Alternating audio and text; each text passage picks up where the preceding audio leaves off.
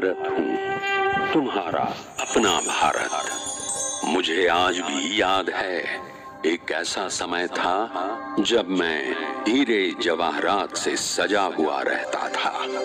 मेरे आंगन में देवी देवता रास किया करते थे, लेकिन हे मानव, तुम्हारे पतित कर्मों ने आज मुझे सोने की चिड़िया से गरीब कंगाल बना दिया। परंतु सावधान, अब मेरा परिवर्तन होने जा रहा है। ये भारत भूमि फिर से स्वर्ग बनने वाली है, जिसे तुम जन्नत व पैराडाइज भी कहते हो। तो चलो, मेरे साथ साथ तुम भी स्वयं को बदल लो, वही दैवी गुण स्वयं में धारण कर लो, तभी तुम उस स्वर्ग समान भारत में प्रवेश कर सकोगे। सच में कितना भाग्यवान है वो हर इंसान जिसने भारत जैसी पवित्र भूमि पर जन्म लिया है। ये भारत वही पावन देवभूमि है जहाँ स्वयं ईश्वर अवतरित हुए हैं। सारे संसार के प्राणी मात्र के लिए ये कितनी खुशी की बात है कि अब पूरी सृष्टि का महापरिवर्तन होने जा रहा है। खुशी की बात इसलिए कह रहे हैं क्योंकि यह परिवर्तन कोई विनाश नहीं है, सिर्फ एक ट्रांसफॉर्मेशन है। परिवर्तन की इस प्रक्रिया में प्रकृति के पांचों तत्व अब सतो प्रधान और सुखदायी बन जाएंगे। उसके बाद ये बीमारियां और प्राकृतिक आपदाएं सदा काल के लिए समाप्त हो जाएंगी। साथ ही इस सृष्टि पर रहने वाले सभी जीव, उसमें भी खासकर मानव जाति, सभी विकारों से, बुराइयों से पूर्णतः मुक्त हो जाएंगे। बस यहीं से एक नई दुनिया, एक नए सुखमय संसार की शुरुआत होगी। लेकिन यह परिवर्तन कैसे होगा और कब होगा, आज हम सृष्टि के आदि काल से लेकर अंत काल तक के सारे राज इस वीडियो में एनिमेशन के द्वारा समझेंगे। तो चलिए शुरुआत करते हैं सृष्टि के आदि काल से। आज से 5000 वर्ष पहले जब इस सृष्टि पर स्वर्णिम युग था, तो उस समय केवल एक भारत देश ही था, दूसरा और कोई देश नहीं था। तब यह सृष्टि एक छोटे से पौधे के समान थी। लेकिन समय बीतता गया और एक के बाद एक अनेक देश, अनेक धर्म और जाति पनपते गए। इस तरह धीरे धीरे यह पौधा वृद्धि को पाता गया और आज इस पौधे ने एक वट वृक्ष का रूप धारण कर लिया। परंतु अब इस सृष्टि रूपी वृक्ष की अवस्था बिल्कुल जर्जर हो चुकी है। जैसे हर वृक्ष की एक आयु सीमा होती है, ऐसा ही नियम सृष्टि पर लागू होता है। इसका भी आदि और अंत होता है।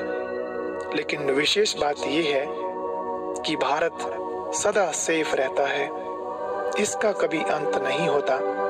जैसे ही संसार का पतन होने लगता है और मानव विकारों की अति में चला जाता है, तब इस सृष्टि पर एक ऐसा परिवर्तन होता है जो फिर से भारत सोने की चिड़िया बन जाता है। वही स्वर्णिम युग आ जाता है। यह एक साइकिल है, एक चक्र है जो सृष्टि पर चलता ही रहता है। इसको हम ऐसे भी समझ सकते हैं जैसे 24 घंटे में दिन और रात का एक चक्र पूरा होता है। हर रोज सुबह होती, फिर दोपहर, शाम और उसके बाद रात हो जाती है। लेकिन रात के बाद पुनः सवेरा जरूर होता है। ठीक ऐसे ही सृष्टि पर भी बेहद का चक्र चल रहा है, जो हर 5000 वर्ष में फिर से रिपीट होता है। यह सृष्टि चक्र एक समान 4 हिस्सों में विभाजित है: सतयुग, त्रेता युग, द्वापर युग और कलयुग। कलयुग के बाद फिर से सतयुग आता है, बिल्कुल वैसे ही जैसे रात के बाद दिन आता है। कहते हैं ना, समय कभी नहीं रुकता। सतयुग से चलती हुई इस घड़ी की सुई आज यहाँ तक आ पहुंची है। कलयुग के इस अंत समय में जब सृष्टि पर घोर पाप और भ्रष्टाचार बढ़ जाता है, अति धर्म ग्लानि हो जाती है, तब इस कलयुग को सतयुग में परिवर्तन करने के लिए उस परम शक्ति को धरती पर आना पड़ता है, क्योंकि महापरिवर्तन का ये कार्य कोई साधारण व्यक्ति नहीं कर सकता। वैसे तो द्वापर युग से अनेकानेक महान आत्माएं समय प्रति समय ईश्वर का संदेश देने व मानवता का पाठ पढ़ाने ऊपर से आती रही, जिन्हें हम अवतार, नबी या पैगंबर भी कहते हैं। उनकी अलग अलग मान्यताओं के आधार से धीरे धीरे इस धरती पर अनेक धर्म स्थापन होते गए, लेकिन धर्म भले ही स्थापन हुए, परंतु संसार का पतन लगातार होता ही रहा। इसलिए नरक समान बनी हुई इस कलयुगी दुनिया को फिर से स्वर्ग, जन्नत बनाने उस ईश्वर को खुद आना पड़ता है, तभी तो उनको खुदा भी कहते हैं। कलयुग की इस अंतिम घड़ी को कुछ लोग विनाश काल भी कह देते हैं, लेकिन हम इसको परिवर्तन का समय कहें तो बेहतर रहेगा। और एक बहुत विशेष बात, ये तो सभी ने सुना होगा, जब कोई शरीर छोड़ता है तो अक्सर यही कहते हैं कि स्वर्ग सिधार गया या जन्नत में चला गया। लोग समझते हैं ऊपर आकाश में, सितारों में ऐसी कोई दुनिया होगी, लेकिन वास्तव में स्वर्ग या नर्क जो कुछ भी है सब इस धरती पर है। ये सारे नाम इस कलयुग के हैं, जैसे नर्क, जहन्नुम, हेल, क्योंकि यहाँ सब दुखी है ना, और सतयुग में है अपार सुख, इसलिए उसको स्वर्ग, जन्नत, हेवन या पैराडाइज कहते हैं। अब यह धरा फिर से वही स्वर्गिक दुनिया बनने वाली है, जहाँ सुख होगा, शांति होगी और सभी प्राणी मात्र का आपस में अत्यधिक प्रेम होगा। वहाँ दुख का तो नाम निशान भी नहीं होगा। हो सकता है इतना सब कुछ स्पष्ट होने के बाद भी कोई की बुद्धि इस बात को स्वीकार ना करे, लेकिन अस्वीकार करने की भी ऐसी कोई वजह नहीं है। देखिए, अगर आप हिंदू हैं तो हिंदू धर्म के मुख्य ग्रंथ में स्वयं ईश्वर द्वारा उच्चारित एक मुख्य श्लोक तो आपको याद ही होगा। यदा यदा हि धर्मस्य ग्लानिर्भवति भारत अभ्युत्थानम्, यानी जब जब धर्म की ग्लानि होती है, पाप बढ़ता है, दुख बढ़ता है, तब तब भगवान इस धरा पर अवतरित होते हैं। परित्राणाय साधूनां विनाशाय च दुष्कृतां धर्म संस्थापना, और अनेक अधर्मों का विनाश कर एक सत धर्म की स्थापना करते हैं। और अगर आप हिंदू नहीं, मुस्लिम हैं, तो कुरान में देख लीजिए, उसमें भी कितना स्पष्ट लिखा हुआ है कि जब कयामत का समय आएगा तो अल्लाह स्वयं आकर सभी रूहों को जो कब्र दाखिल हैं उन्हें निकालेगा और उनके कर्मों का हिसाब लेगा। जिन्होंने अच्छे कर्म किए होंगे उनको अपने साथ जन्नत में ले जाएगा और बाकी सबको सजा देकर जहन्नुम में भेज देगा। तो क्या आपको नहीं लगता यह वही कयामत का समय चल रहा है? कितनी धर्म ग्लानि हो रही है, खुद ही विचार कीजिए। क्या ऐसा कोई पाप कर्म आज शेष रह गया है जो अब तक नहीं हुआ हो, या इससे भी ज्यादा कुछ और होना बाकी है? बताइए, अगर ऐसे समय पर भी भगवान नहीं आएंगे तो फिर कब आएंगे? सच तो ये है कि वो धरा पर आया हुआ है और अपना सृष्टि परिवर्तन का कार्य गुप्त रीति से कर रहा है। उसको पहचान लीजिए। चलिए अब आते हैं सबसे मुख्य विषय पर। अभी हम जानेंगे वह ईश्वर कौन है, कैसा है, कहाँ आया हुआ है। वास्तव में वह जो परम सत्ता है वो निराकार है, अजन्मा है। भले एक बार इस सृष्टि पर वो आते हैं, परंतु हम मनुष्यों की भांति जन्म नहीं लेते, बल्कि पर काया प्रवेश करते हैं। इसलिए तो उनका अवतरण दिवस मनाया जाता है, कभी जन्म दिवस नहीं। अब ये भी जान लीजिए कि परमात्मा का रूप कैसा है।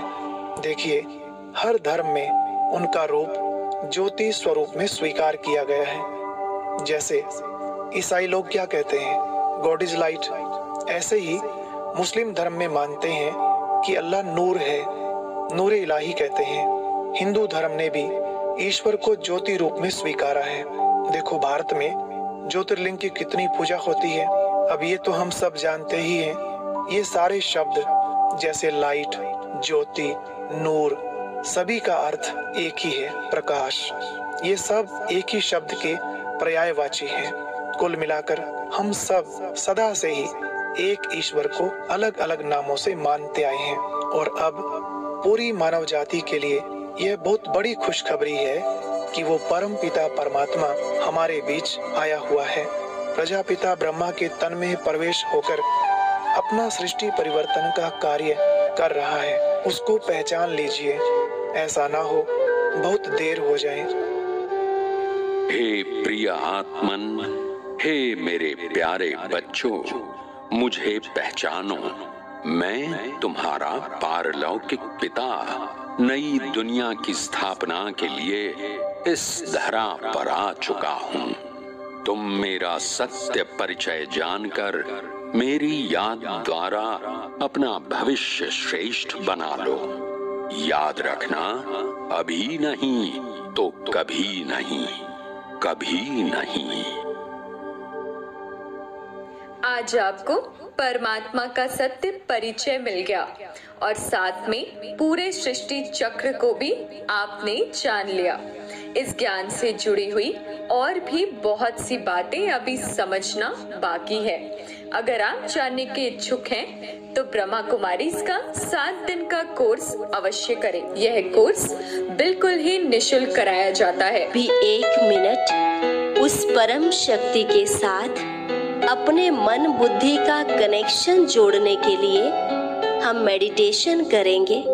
सबसे पहले ये जरूर जान लें कि हम मनुष्य आत्मा भी परमात्मा के समान ज्योति स्वरूप है और इस शरीर में आत्मा का स्थान यहाँ मस्तक के बीच में है। तो ऐसा फील करें जैसे सूर्य की किरणें पृथ्वी पर पड़ती है तो चारों ओर प्रकाश ही प्रकाश फैल जाता है। ऐसे ही परमात्मा पिता का शक्तिशाली प्रकाश, उनकी पवित्र किरणें हमारे ऊपर बरस रही है। सारी चिंताएं, सारे दुख समाप्त हो गए हैं, बिल्कुल हल्के हो जाए और कुछ सेकंड बहुत आनंद का अनुभव करें।